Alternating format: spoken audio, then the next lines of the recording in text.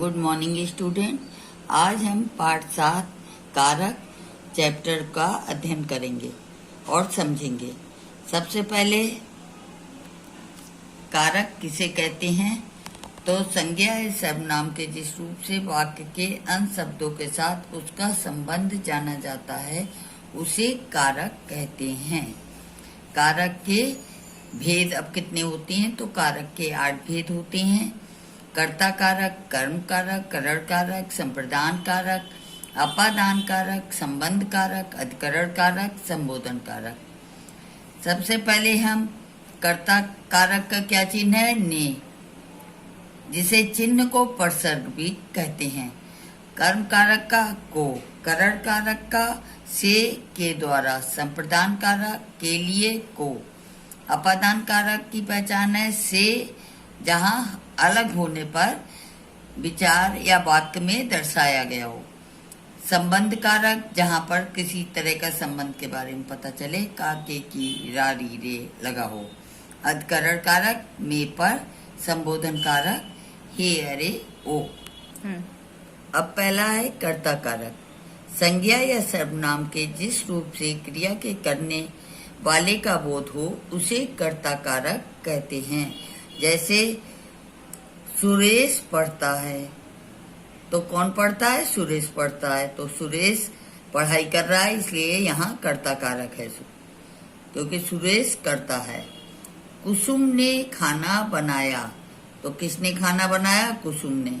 तो यहाँ पर कर्ता कौन हुआ? कुसुम। इन वाक्यों की क्रियाओं के साथ कौन तथा किसने लगाकर इस प्रकार के प्रश्न पूछे जा सकते हैं। ये पहचान है। कौन पढ़ता है? सुरेश पढ़ता है। किसने खाना बनाया? कुसुम ने खाना बनाया। अब कर्ता कारक के कुछ उदाहरण दिए हैं आपकी बुक में, जो आप ध्यान से पढ़ेंगे। जैसे लड़की गाती है, तो अगर हम इस पे क्वेश्चन करेंगे, कौन गाती है? लड़की गाती है। भूतकाल में गाना गाया, लड़की ने गाना गाया। किसने गाना गाया? लड़की ने गाना गाया। भविष्य काल में यही क्वेश्चन करेंगे, लड़की गाना गाएगी। कौन गाना गाएगी? लड़की गाना गाएगी। तो हमें इसका आंसर कि कर्ता कौन है हमें पता चल रहा है। अब हम देखेंगे नेक्स्ट, कर्म कारक। वाक्य में जिस पर क्रिया का फल या प्रभाव पड़ता है उसे कर्म कारक कहते हैं। कर्म कारक का चिन्ह को है, किंतु इस चिन्ह का प्रयोग कहीं कहीं नहीं भी किया जाता है। जैसे आपकी बुक में उदाहरण है, राम ने रावण को मारा। तो यहाँ पर राम जो है वो कर्ता है और उनके वो कर्म क्या कर रहे हैं? रावण को मार रहे हैं। तो कर्ता जो है उसका क्रिया का फल का प्रभाव पड़ रहा है कर्ता द्वारा, तो कर्म कारक यहाँ हो गया। सिपाही ने किसको पकड़ा? चोर को पकड़ा। तो यहाँ पर कर्म कारक है। अब इसे भी इसकी भी पहचान है, किसे या किसको लगाकर इस प्रकार प्रश्न पूछे जा सकते हैं। राम ने किसे मारा? तो आंसर आ जाएगा राम ने रावण को मारा। सिपाही ने किसको पकड़ा? तो सिपाही ने चोर को पकड़ा। अब इसके लिए विशेष तौर पर ध्यान देने योग्य ये बात है कि अपराधीवाचक या निर्जीव कर्म के साथ प्रायः को चिन्ह नहीं लगता। जैसे पिताजी ने अखबार पढ़ा, तो यहाँ पर को नहीं लगा, लेकिन कर्म कारक हो रहा है क्योंकि पिताजी अखबार पढ़ने का कर्म कर रहे हैं। अब हम नेक्स्ट देखेंगे वाला देखिए। अब थर्ड वाला देखिए, करण कारक। कर्ता जिस साधन के द्वारा क्रिया करता है उसे करण कारक कहते हैं।